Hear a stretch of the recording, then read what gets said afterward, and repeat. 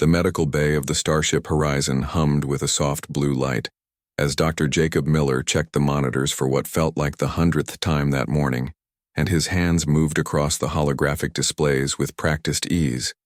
But his mind was troubled and filled with questions that had no answers yet, and the woman lying unconscious on the medical bed before him was Ambassador Claire Watson, who had collapsed 3 days ago during what should have been a simple diplomatic ceremony on the Vareth homeworld, and now nobody knew what was wrong with her, or why she would not wake up.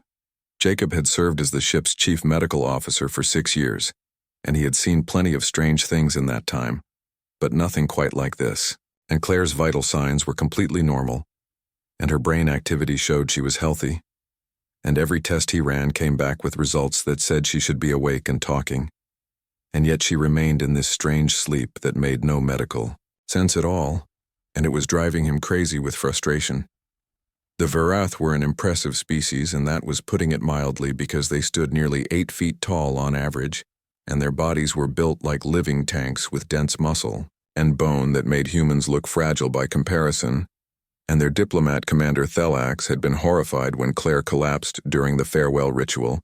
and the massive alien had barely touched her hand in a gesture of peace and respect. But somehow that simple touch had caused her to faint, and nobody understood why. Captain Hayes walked into the medical bay, and his weathered face showed the stress of command and the worry of a leader responsible for his crew. And he looked at Claire, lying there so still, and then at Jacob with questioning eyes. And Jacob just shook his head because there was nothing new to report, and the silence between them spoke volumes about how serious this situation had become. The diplomatic mission had been a success until that final moment, and Claire had spent 2 years learning the Vareth language and customs and culture, and she had done everything right, and the talks had gone smoothly, and relations between humanity and the Vareth had improved dramatically. And then in the last ceremony, when Thelax reached out to touch her hand in the traditional gesture of parting, everything had gone wrong. Jacob pulled up the neural scans again and stared at them, trying to see something he had missed. And there were unusual patterns in Claire's amygdala and hypothalamus and strange activity that did not match any known condition, and it was like her brain was reorganizing itself. But that should not be possible, and the human brain did not just rewire itself overnight without cause. Captain Hayes moved closer to the bed and studied Claire with the careful attention of someone who had known her for years, and she was in her early 30s with auburn hair spread across the white pillow, and an athletic build that came from years of staying fit for diplomatic duty, and she looked peaceful lying there like she was just sleeping normally. But Jacob knew better. The captain spoke quietly and asked if this could be some kind of delayed reaction to Vareth biology, and maybe their touch triggered something in human physiology that they had not accounted for. And Jacob admitted that was his fear too, because the Vareth had been isolated from galactic society for thousands of years, and their evolution had taken them down a very different path from other species. And what if there was some biological incompatibility that the medical scans before the mission had missed? A soft sound made both men freeze, and it was barely more than a breath. But it came from Claire, and her eyes fluttered open slowly at first, and then they focused with an intensity that made Jacob take a step backward without thinking. And something was different about her eyes, and they were no longer the soft brown he remembered, and there was something wild and dangerous flickering in their depths. Captain Hayes moved closer and asked if she could hear them, and his voice was careful and controlled, and Claire's head turned to track his movement. And the way she moved was wrong somehow, and too smooth and too precise, like a predator tracking prey. And when she spoke, her voice had a strange quality to it that made the hair on Jacob's neck stand up. She said she could hear everything, and not just their voices, but the hum of the engines 3 decks below, and the air recyclers running above them, and the beating of their hearts in their chests. And she said it all in a calm voice that somehow made it more disturbing. And Jacob activated his medical scanner immediately and pointed it at her while trying to keep his hand steady. The scanner started screaming alarms, and Claire sat up in one fluid motion that was too fast and too graceful for a human, and her body temperature had jumped 5 degrees in 30 seconds, and her muscle density readings were climbing off the charts. And most alarming of all, her bone structure appeared to be changing and thickening and reinforcing itself in real time right before their eyes. Jacob told the captain to get security to the medical bay immediately, and he tried to keep his voice calm, but Claire heard him anyway, despite speaking quietly, and she swung her legs off the bed and stood with a coiled readiness that reminded Jacob of trained soldiers he had seen but magnified somehow and made more dangerous. She told them that security was not necessary, and she was not a threat to the crew, and her voice was steady, but there was something underneath it that suggested she could become a threat very easily if she chose to. And Jacob asked her to help him understand what was happening.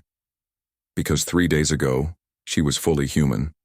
and now her biology was transforming into something completely different. Claire looked down at her hands and flexed her fingers, and Jacob could see muscles moving under her skin that had not been there before, and she explained that when Thelax touched her during the ceremony, something passed between them, and it was not a disease or contamination, but more like a key turning in a lock, and the Vareth were not just physically different from humans, but evolutionarily awakened to something humans had forgotten. The captain asked what she meant by awakened, and he positioned himself between Claire and the door without making it obvious, and Claire smiled, and it was a smile that mixed wonder with something darker and more primal, and she said the Varath had evolved to unlock their primal nature and to harness the beast that sleeps in all intelligent species, and when Thelax touched her, he triggered that same awakening in her human DNA. The door opened and Lieutenant Commander Greg Stone entered with 2 security officers, and their hands rested on holstered stun weapons, and Greg's eyes went wide when he saw Claire standing there and the way she radiated barely contained energy,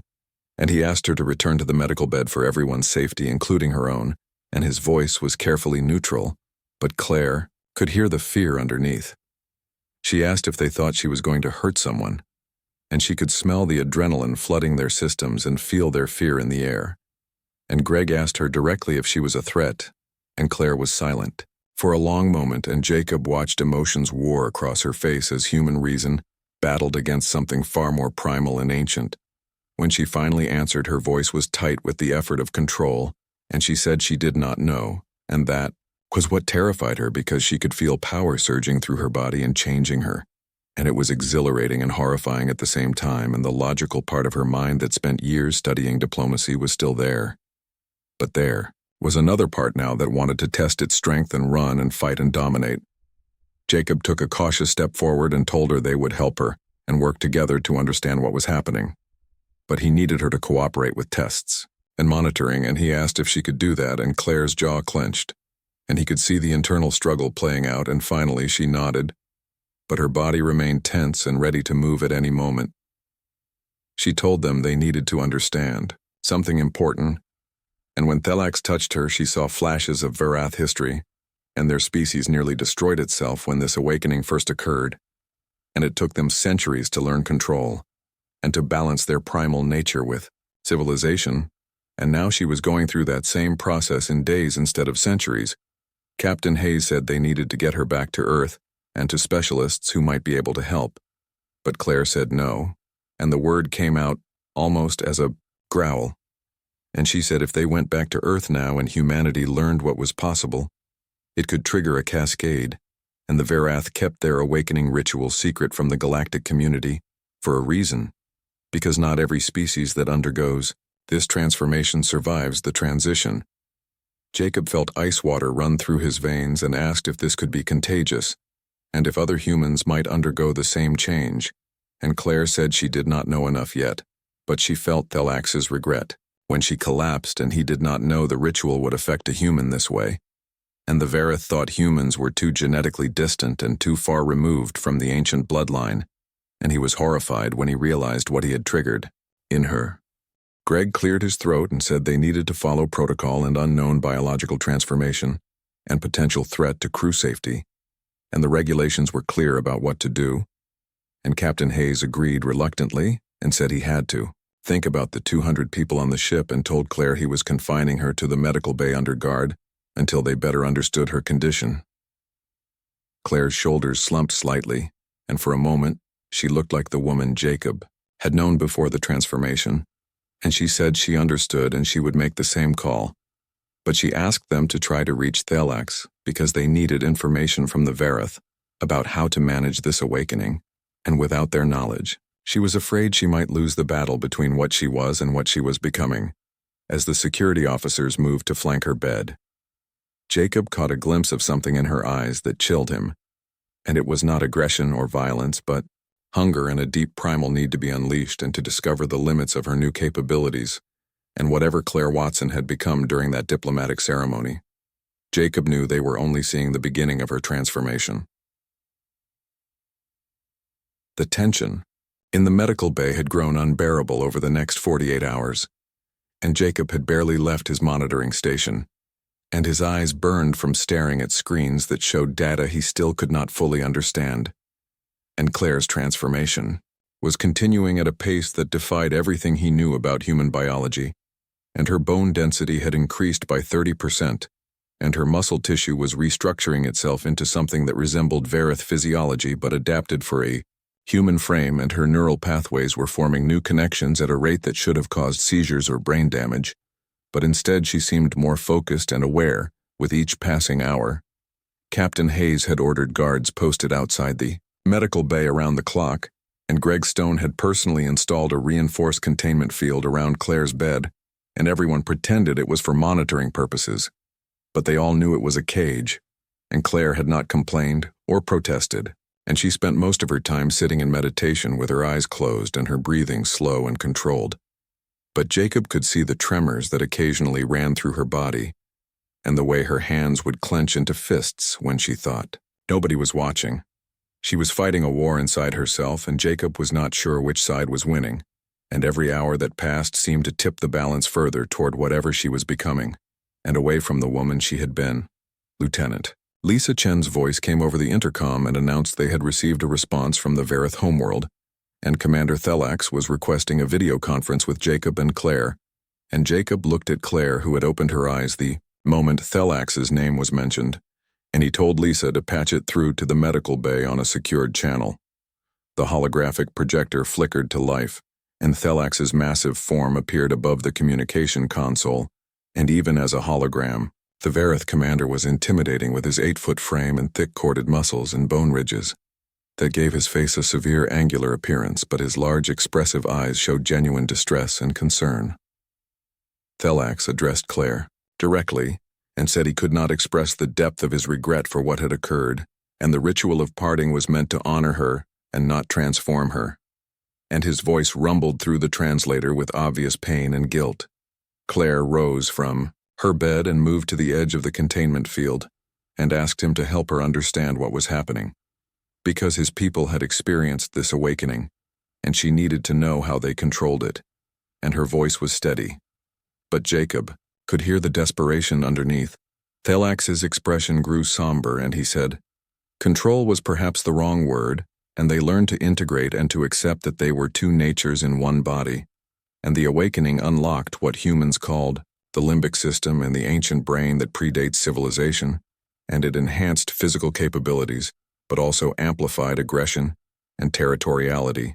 and the drive to establish dominance." Jacob interrupted and asked how long the transformation took, and he studied Thelax carefully for any sign of deception, and the Verith commander said for his people, it occurred naturally during adolescence and took several years to complete, and the individual was supported by family and trained specialists who helped them navigate the changes, but Claire's transformation was accelerated far beyond normal parameters, and she was experiencing in days what should take years, and the psychological strain alone should be unbearable. Claire said quietly that it was unbearable, and every moment she felt herself changing and losing pieces of who she had been, and the diplomat who spent years learning Verith language and customs was being buried under something more primal, and she could feel thoughts that were not hers and urges she never had before, and the need to fight and run and hunt. Jacob saw her hands trembling and increased the monitoring feeds, and her hormone levels were spiking again with adrenaline and cortisol flooding her system, and he told her she needed to calm down because her body could not sustain these stress levels. Indefinitely, Claire shouted that she could not calm down, and the words came out almost as a snarl, and she slammed her fist against the containment field, and the energy barrier rippled but held. And she said every instinct was screaming at her to break free, and to test herself against something and anything. And the only thing keeping her in this cage was the rapidly shrinking part of her that remembered why restraint mattered. Thelix leaned forward in the hologram and his massive frame seemed to fill the entire projection, and he told Claire to listen carefully because the awakening process included what they called the breaking point, and it was a moment when the primal nature became overwhelming, and when the individual must either integrate both aspects of themselves or be consumed by the beast within, and if she resisted too strongly and tried to suppress the awakening, she would lose herself entirely. Captain Hayes had entered the medical bay and his face was grim, and he asked what Thelix was suggesting and whether they should just let Claire transform into something potentially dangerous. And Thelix said he was suggesting that suppression would fail, and the more Claire fought against her new nature, the more violent the eventual eruption would be. And among his people, those who resisted the awakening most strongly became the most unstable and unable to distinguish between threat and safety, and they attacked even those they loved. Jacob felt his stomach drop and asked what the alternative was and whether they should just let her become some kind of berserker and hope she did not kill anyone. And Thelix said no, and his eyes fixed on Claire, and he said she needed to experience the awakening in a controlled environment and to let the beast out, under circumstances where it could express itself without causing harm. And on his world, they had facilities designed for this purpose and training grounds where newly awakened individuals could run and fight and test their limits safely. Greg Stone had joined the captain at the door and said they did not have anything like that on the ship, and the cargo bay was the largest open space they had, and it was still only 50 meters across, and Thelix said they must improvise because he estimated Claire had less than 12 hours before she reached her breaking point, and after that, no containment field would hold her, and the human part of her consciousness would be buried so deep she may never recover it. The hologram flickered as Thelix prepared to disconnect, and he said he was dispatching a Verith medical ship to intercept them,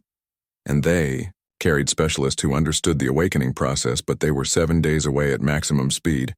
and the Horizon crew had to keep Claire stable until they arrived. Claire laughed, and it was bitter and wild, and she said 7 days, and she would be lucky if she made it 7 hours. And Thelix disconnected and silence filled the medical bay. And Jacob looked at his patient, who was also his friend, and saw the desperation in her eyes. And the containment field suddenly seemed cruelly inadequate.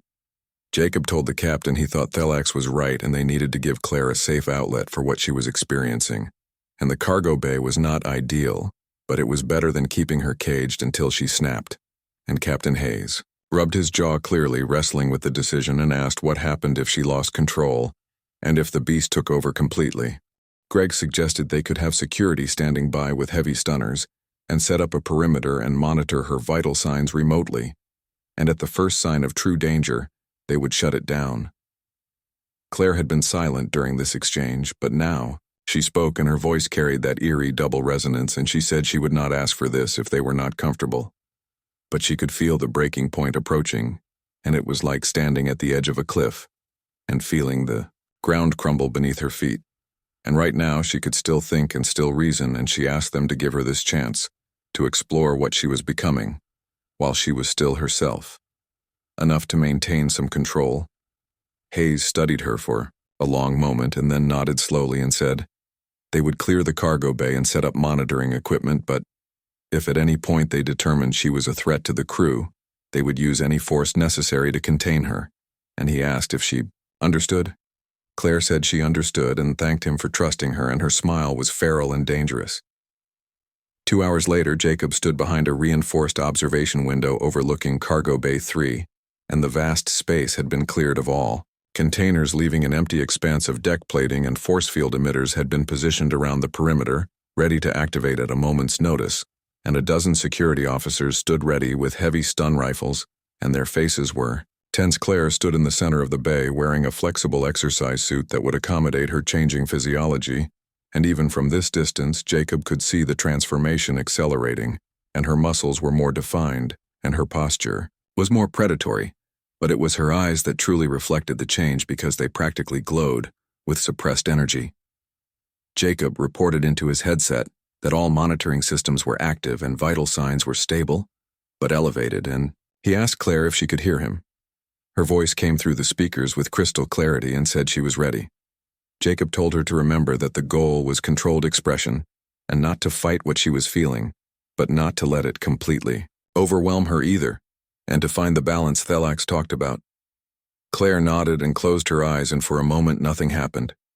And then her body began to move. It started as a slow jog, and then accelerated into a full sprint, and Claire crossed the cargo bay in seconds, and her speed was shocking. Even though Jacob had seen the physical changes in her body, and she hit the far wall, and used it to push off in reverse direction without losing momentum, and back and forth, she ran building speed and testing her limits. Then she started jumping and launching herself upward with enough force to reach the overhead piping 15 feet above the deck, and she caught a pipe and swung her body around it, and used the momentum to propel herself across the bay in a graceful arc that no human should have been capable of. Lisa Chen reported from the medical monitoring station that Claire's heart rate was climbing, but it was not dangerous, and it was like her entire cardiovascular system had been redesigned for this kind of activity.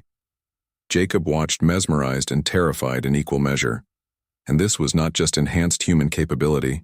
and Claire was moving like something wild and untamed, and every motion flowed into the next with predatory efficiency,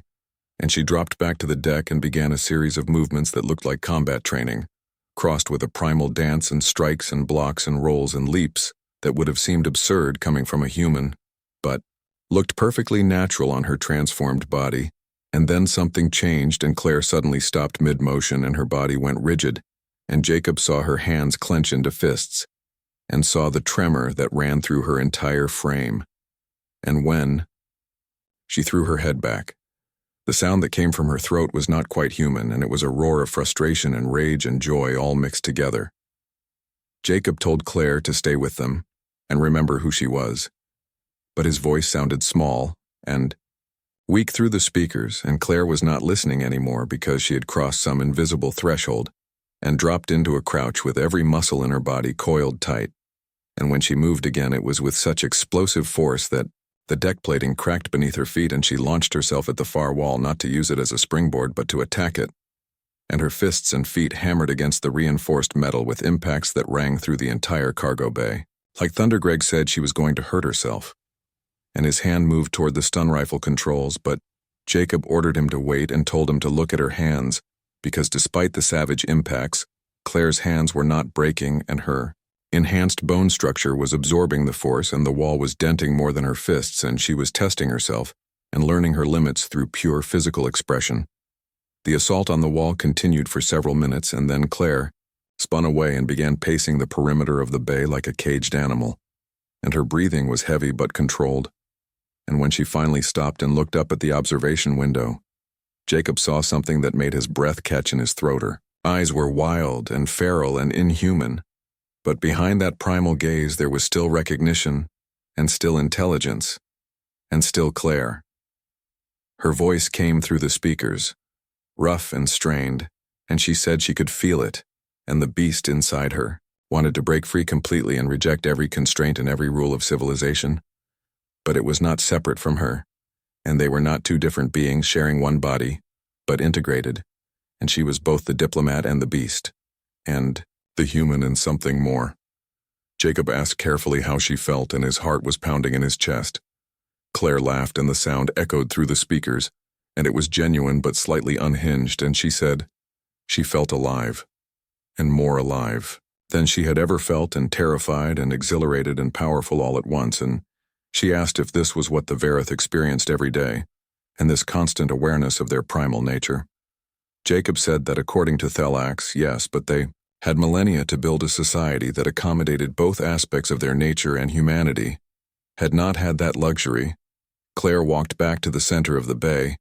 and her movements still carried that predatory grace,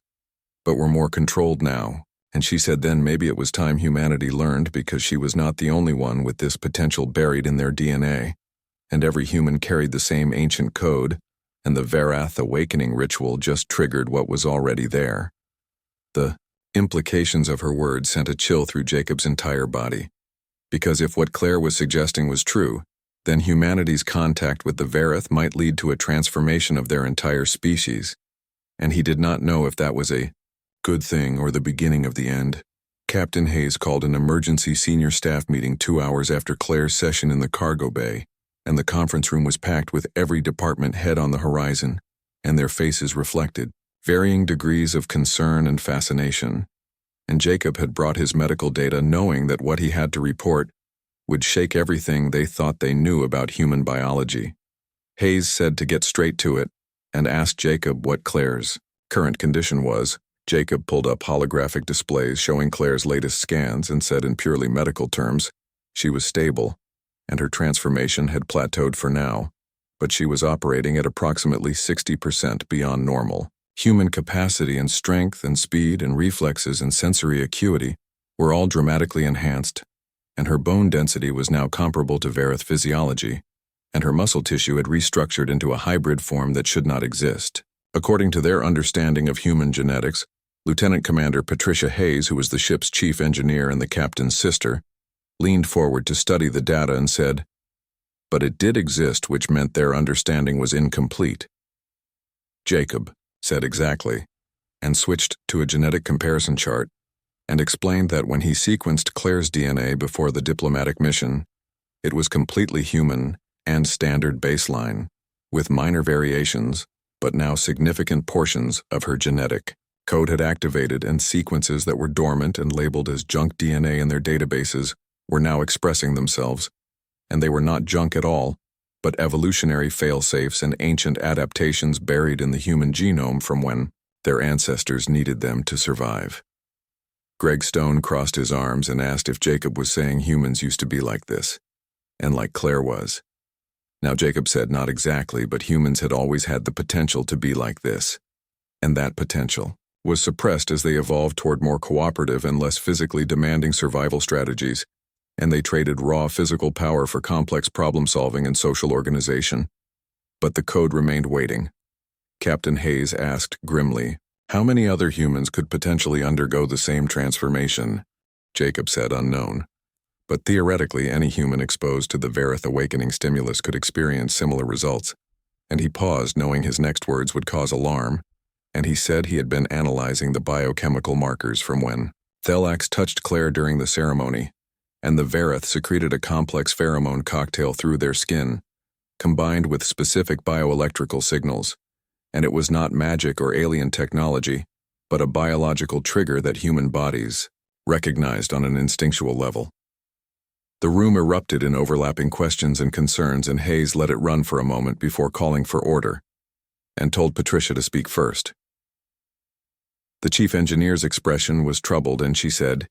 if this transformation could spread through simple physical contact, they could be looking at a biological cascade event if Claire returned to Earth, and one touch could trigger awakenings in others, who could then trigger more, and within months, they might have thousands of enhanced humans with limited control over their new capabilities, Dr. Kenneth Ross, who was the ship's xenobiologist, said, or it could lead to a new era of human potential, and the Verith had achieved remarkable things with their enhanced capabilities, and their technology, and their culture was all built around integrating their dual nature, and if humans could learn to do the same, they might reach new heights. Jacob interrupted and said they would need decades and maybe centuries to build that integration, and the Verith had evolutionary time on their side, but Claire had less than a week, and she was barely maintaining equilibrium, and if they scaled that to a global population, they were talking about potential societal collapse. Hayes said that brought them to the immediate problem. And what did they do about Ambassador Watson? Before anyone could answer, the ship's intercom crackled to life, and Lisa Chen's voice said, Captain to the bridge immediately, because they had multiple vessels approaching on intercept vectors.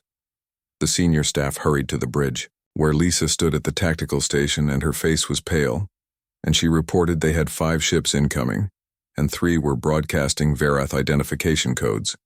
but the other 2 were unidentified and matched the profile of Grey Syndicate. Raiders. Jacob felt his blood run cold,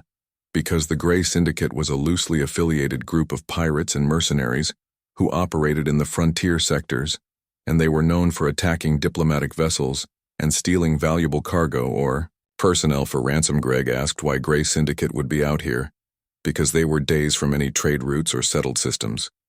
Hayes said quietly that someone told them they would be here, and someone who knew they would be returning from Verith space with something valuable, and he ordered Lisa to get him a secure channel to the Vareth ships and told someone to get Ambassador Watson to the bridge immediately. 10 minutes later, Claire entered the bridge and Jacob saw several crew members unconsciously step back from her, and she moved with that same predatory grace and her enhanced senses immediately cataloging everyone and everything around her, and she had changed into a reinforced duty uniform, but it did nothing to hide the raw physical power she now possessed. The captain asked what the situation was, and Claire's voice was controlled, but carried an edge of barely suppressed energy. Hayes quickly briefed her on the approaching vessels and said the Varath ships were still an hour away, but the Grey Syndicate raiders would be in weapons range in 15 minutes and they were hailing the horizon and demanding they stand down and prepare to be boarded. Claire's eyes fixed on the tactical display, and Jacob watched as she processed the information with startling speed, and she said they knew about her and about what happened during the ceremony, and they were not here for random piracy, but wanted a specimen and someone who had undergone the awakening. Patricia asked how they would know. Claire said because there was a leak somewhere either in their delegation or the Vareth government, and someone who saw the value in what she had become and decided to sell that information, and she said the raiders were going to try to capture her and study her and figure out how to replicate the awakening process for their own purposes. Hayes said firmly that was not going to happen, and ordered Greg to battle stations and to load all weapons and raise shields, because if the raiders wanted a fight, they would give them one. Greg said with respect that the Horizon was a diplomatic vessel, and they had defensive weapons, but those Grey Syndicate ships were purpose-built raiders, and in a straight fight, they would lose. Hayes finished his sentence and said he knew which was why they were not going to fight straight, and he asked Patricia if she could give him any edge on speed. Patricia said maybe 5% boost if she pushed the engines, but it would not be enough to outrun them. Claire had been silent and staring at the tactical display with an intensity that made Jacob nervous, and when she spoke her voice was calm but carried absolute certainty, and she said there was another option that they were not going to like. Hayes said he was listening. Claire said to let her board their ship, and the bridge went silent, and Jacob felt his stomach drop, and he said that was suicide because even with her enhanced capabilities, she could not fight an entire crew. Claire said it was not suicide if she did it right and told them to think about it, because the raiders wanted her, and they were going to focus all their attention on capturing her, which meant they would drop their guard elsewhere and she would board their ship and cause chaos and disable their systems from the inside, while the Vareth ships closed the distance, and by the time they realized what was happening, it would be too late. Greg said Claire was talking about fighting her way through a ship full of trained mercenaries, and enhanced or not, she was one person against dozens, and his voice was flat with disbelief. Claire's smile was cold and utterly confident, and she said they were thinking like humans, but she was not just human anymore. And she was faster and stronger and had instincts they could not imagine. And the beast inside her was not some mindless monster, but a hunter. And hunters knew how to take down prey, much larger than themselves. Hayes studied her carefully and said even if she could pull this off, what happened when the adrenaline wore off and when she came down from whatever combat high she was riding? And what about the psychological cost? Claire interrupted and said the cost would be hers to bear, but it was either that or they all died when those raiders blew through their shields and boarded them anyway, and at least her way they had a chance. Jacob wanted to protest and find another solution, but the tactical display showed the raiders closing fast, and they had minutes, not hours. And looking at Claire and seeing the absolute certainty in her transformed eyes, he realized something that made his scientific mind recoil. Because she wanted this. And the beast inside her craved the challenge and the chance to truly unleash itself against a worthy opponent. Jacob said quietly that this was insane. Claire agreed and said probably. But sometimes insanity was the only sane response to an impossible situation. Captain Hayes closed his eyes briefly, and then opened them with the resigned expression of a commander making a choice he knew he would regret. And he said all right, and they would do it her way. But he wanted constant telemetry on her vitals. And at the first sign she was losing control, they would extract her immediately, and he asked if that was clear. Claire said crystal, and she was already moving toward the exit and told Greg she would need access to the armory and something with stopping power, but light enough not to slow her down. Jacob called after her to wait and said to at least let him give her a combat stimulant and something to help maintain her cognitive functions under extreme stress. Claire paused at the door and looked back at him, with an expression that mixed her human warmth with predatory anticipation. And she said she appreciated the concern, but she did not think human drugs were going to do much for her anymore, because her body metabolized everything too fast now, and the only drug she needed was already flooding her system. As she left the bridge, Greg turned to the captain and said this was the worst tactical decision he had ever been part of. Hayes said he noted that and told Greg to make sure it did not get them all killed. And he ordered Lisa to open a channel to the raiders and said they needed to buy Claire a few more minutes. Jacob returned to his medical station and pulled up Claire's vital signs on his display, and her heart rate was elevated, but steady, and her hormone levels showed the kind of biochemical cocktail that usually accompanied extreme stress, except Claire's body was handling it like an athlete warming up for competition. She was not afraid, and she was excited, and that Jacob thought as he watched the raiders close to weapons range might be the most terrifying thing of all. The gray syndicate lead ship called the Razor's Edge loomed on the view screen as the horizon reduced speed and lowered its shields in apparent surrender, and Jacob watched from the medical station with his hands clenched white-knuckled on the edge of his console as Claire prepared for what might be her last mission. She stood in the cargo bay that had served as her training ground and wore lightweight tactical armor that Greg had modified to accommodate her enhanced physiology, and a compact rail pistol was holstered at her hip, more for emergency backup than primary weapon because the real weapons were her body, and the predatory instincts now fully integrated into her consciousness. Lisa's voice came through the speakers and said Claire was patched into the bridge communications, and Captain Hayes was stalling the raiders, but they were demanding visual confirmation that she was still aboard before they would accept surrender. Claire said calmly to give it to them and let them see what they thought they were getting. A camera drone activated and hovered at eye level with Claire, and on the bridge Jacob knew the raiders were seeing exactly what they expected, which was a human woman in tactical gear and enhanced but contained and valuable cargo waiting to be claimed. They had no idea what was really about to board their ship. The raider captain's voice crackled over the open channel, and it was harsh and confident, and he said smart choice, and told the Horizon to prepare to receive their boarding party and said, if Claire cooperated, he would make sure her crew lived, but if she resisted, he would space them one by one. Claire said she understood, and her voice was professionally neutral, but Jacob, watching her vital signs, saw the spike in her biochemistry that indicated the beast within was practically singing with anticipation. Greg reported from Tactical that the raiders were extending a docking tube and a boarding party of 6 was heading their way. And all were armed. Hayes ordered them to let the raiders board and seal off everything except the cargo bay route and make it look like they were complying. The minutes ticked by with excruciating slowness, and Jacob watched through security cameras as 6 heavily armed mercenaries made their way through the Horizon's corridors, and they were confident and casual in their victory, because they expected no resistance and just a valuable prize waiting to be collected. The cargo bay doors opened and the boarding party entered, with weapons raised, and Claire stood in the center of the bay with her hands raised in apparent surrender, and the lead mercenary was a large man with scars across his face, and he gestured with his rifle for Claire to turn around. Claire complied slowly, and the mercenaries relaxed, slightly thinking this was going to be easy, and the lead mercenary stepped forward to place restraints on her wrists, and that was when Claire moved. She was faster than any of them could process, and her hand shot out and grabbed the lead mercenary's rifle and twisted it from his grip while her other hand struck him in the throat with precise force, and he went down choking and gasping, and before the others could react, Claire had already moved to her next target. The cargo bay erupted in chaos and weapons fire.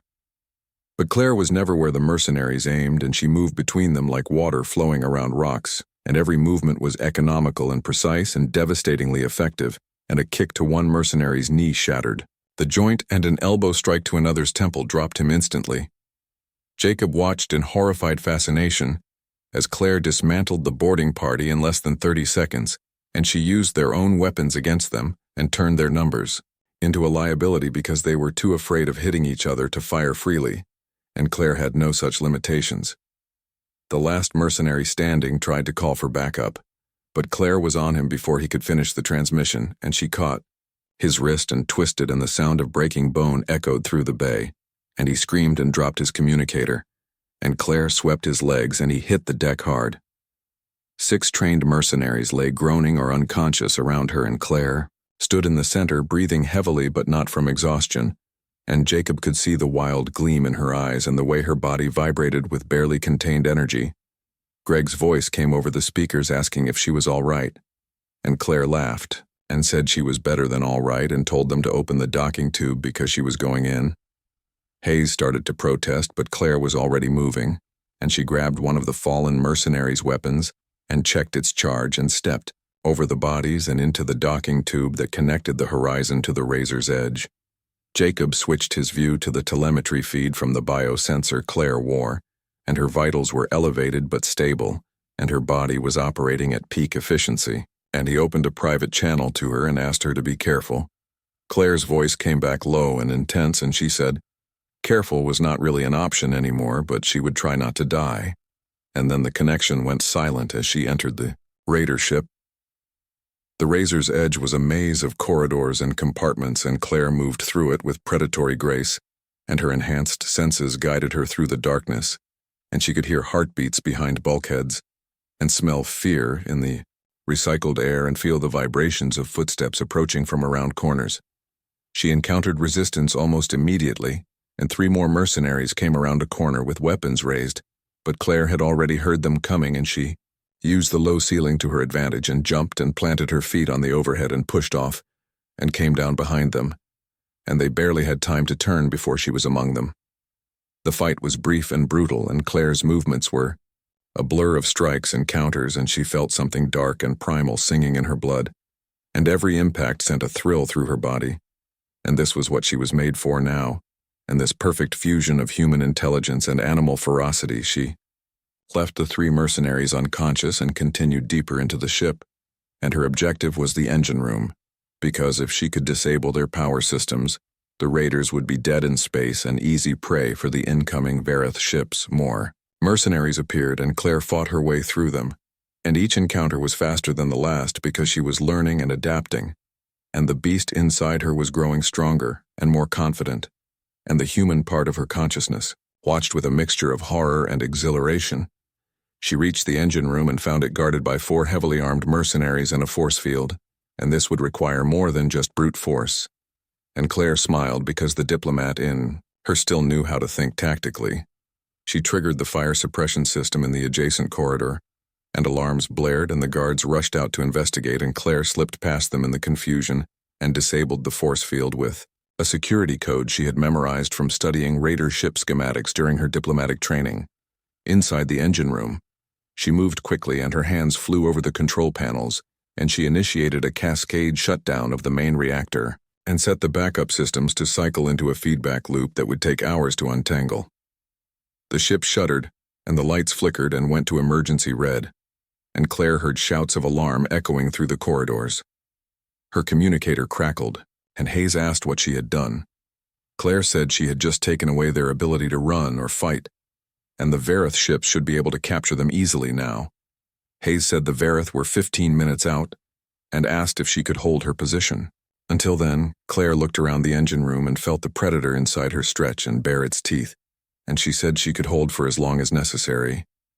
But then the door exploded inward, and a figure stepped through the smoke, and Claire's enhanced eyes widened because standing before her was someone like her, and another human who had undergone the awakening, and his eyes glowed with the same feral light, and his body radiated the same dangerous power. The man smiled, and his voice was rough and said finally, "And someone worth fighting." Claire stood frozen for a moment as she stared at the man before her, and he was tall with broad shoulders, and his body carried the same enhanced musculature she had developed, and his eyes held that same wild, dangerous light, and she realized with a sinking feeling that she was not the first human to undergo the awakening. The man circled her slowly, and his movements were predatory and controlled, and he said his name was Kyle Morrison, and he had been awakened 6 months ago when he stumbled onto a Vareth outpost in the frontier, and unlike her he had no crew to hold him back and no restraints, and he had embraced what he became. Fully Claire kept her distance and moved in a counter-circle and asked why he was with the Grey Syndicate. And Kyle laughed and said because they paid well, and because they understood what he was and they let him hunt without judgment and without fear. She asked if he knew what the raiders planned to do with her, and Kyle nodded and said they wanted to study her and learn how to create more like them, and build an army of awakened humans who would answer to no government and no authority. And just the highest bidder. Claire felt anger surge through her, and the beast inside her responded to the emotion, and she could feel her muscles tensing and her senses sharpening even further, and she said that would never happen. Kyle's smile widened, and he said that was why he was here, and the raiders knew she would fight, and they knew normal humans could not stop her. So they sent him, and he dropped into a combat stance and said he had been waiting for this, and to finally test himself against another awakened human on the horizon. Jacob watched Claire's vital signs spike dangerously, and her heart rate jumped to 180 beats per minute and adrenaline flooded her system, and he shouted into the communicator asking what was happening. Claire's voice came back strained, and she said she had a problem, and there was another, one like her. And then the connection filled with the sounds of combat. Kyle moved first and launched himself at Claire with incredible speed, but she was ready and sidestepped, and his fist crashed into the bulkhead behind her and left a dent in the metal. And she countered with a strike to his ribs, but he twisted and caught her wrist, and they grappled, and their enhanced strength meeting in a contest that shook the entire engine room. They broke apart and circled again, and Kyle said she was good but still holding back and still clinging to her humanity, and he could see it in her eyes and the fear of becoming a monster. And he said that fear would get her killed. Claire did not respond with words but attacked, and she moved with the fluid grace she had developed and combined her diplomatic training in reading opponents with her new predatory instincts, and she feinted high and struck low, and her kick caught Kyle in the knee, and he stumbled, but recovered quickly. The fight intensified, and they moved through the engine room like forces of nature, and equipment shattered, and consoles sparked, and every impact echoed like thunder. And Claire felt the beast inside her roaring with joy, and this was what it wanted, and a true challenge and a worthy opponent. But the human part of her was screaming in horror because she could feel herself slipping and losing control, and the line between calculated combat and savage violence was blurring, and every hit she took and every hit she delivered pushed her further toward becoming exactly what Kyle already was. Jacob's voice came through her earpiece, desperate and pleading, and he said the Varath ships were 5 minutes away, and she just needed to hold on and stay. Herself, Kyle heard the transmission and laughed and said her friends could not save her from what she was becoming. And the awakening was not something you controlled but something you surrendered to. And he rushed her again. Claire met his charge, and they collided with bone-jarring force, and this time neither gave ground. And they were perfectly matched in strength and speed,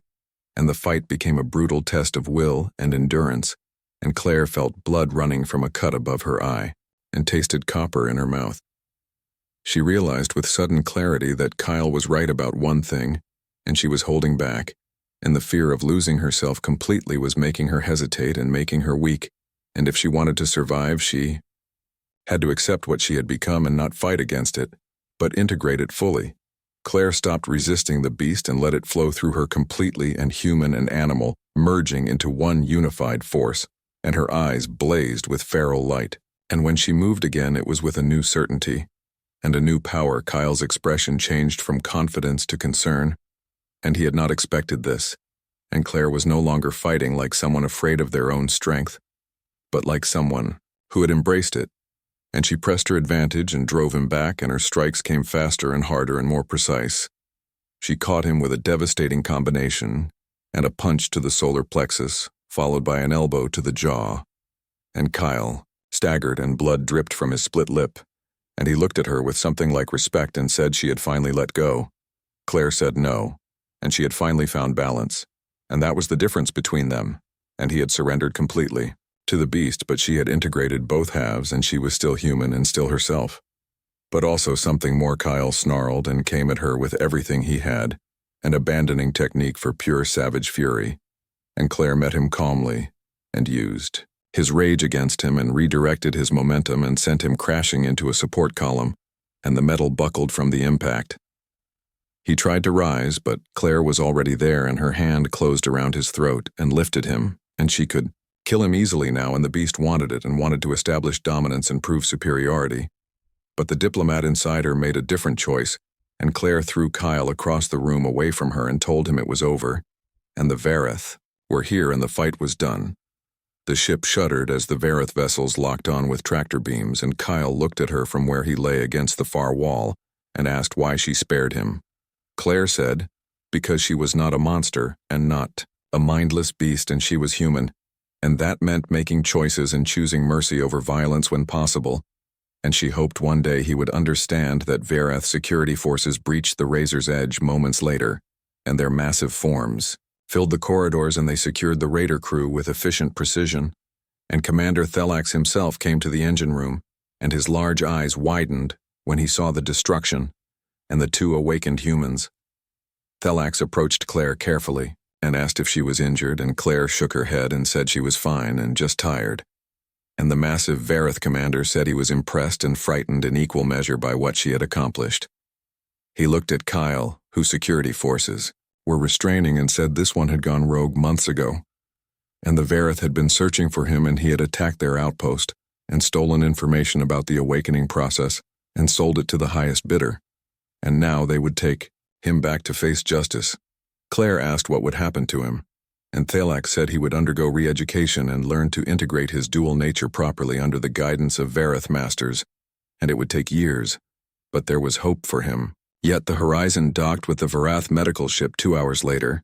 and Jacob rushed aboard to check on Claire, and she sat in the medical bay looking exhausted, but alive, and when she saw him she smiled, and it was a tired but genuine smile that reached her eyes.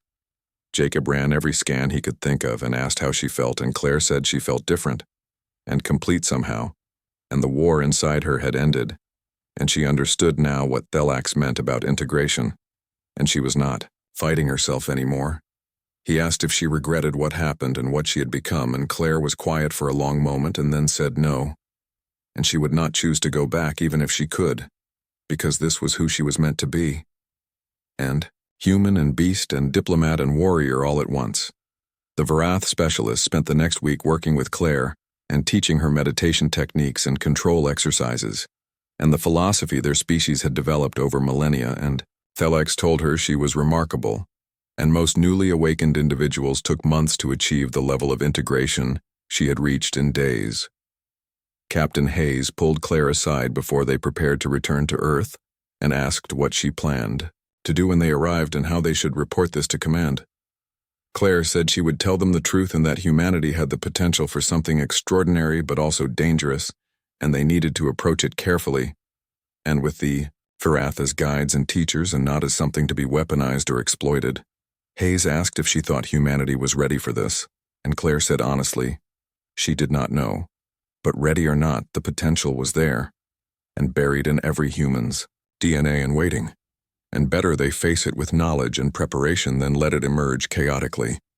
Jacob joined them and said the Varath medical ship would escort them back to Earth, and specialists would help establish protocols and training facilities for any future awakenings, and humanity would not face this alone. Claire looked out at the stars through the viewport and felt the beast inside her at peace for the first time, and content, and no longer fighting for dominance, but existing in harmony with her human consciousness, and she thought about Kyle and hoped he would find this same peace. She thought about the future and what it meant for humanity to have this door opened and this potential unlocked, and it terrified her and excited her and filled her with hope all at once. Thelax had said the touch that awakened her could have broken her and destroyed her mind and left her a mindless beast, and instead she had found strength she never knew existed, and had become something new and something that bridged two worlds. As the Horizon prepared to jump to faster than light speed, Claire smiled and placed her hand against the cool viewport and felt the hum of the ship through her enhanced senses. And she was no longer afraid of what she had become, because she understood now that the beast inside her was not something foreign or alien, but a part of her that had always been there and waiting. The stars stretched into lines of light as they jumped, and Claire closed her eyes and felt whole for the first time in her life, and whatever challenges waited on Earth, she would face them as she was now, and fully integrated and fully alive and ready to help humanity navigate this new chapter in their evolution. The awakening had changed her, but it had not broken her, and instead it had unleashed something powerful and beautiful and dangerous and human all at once, and she would spend the rest of her life helping others find that same balance and that same peace and that same understanding that being more than human did not mean being less.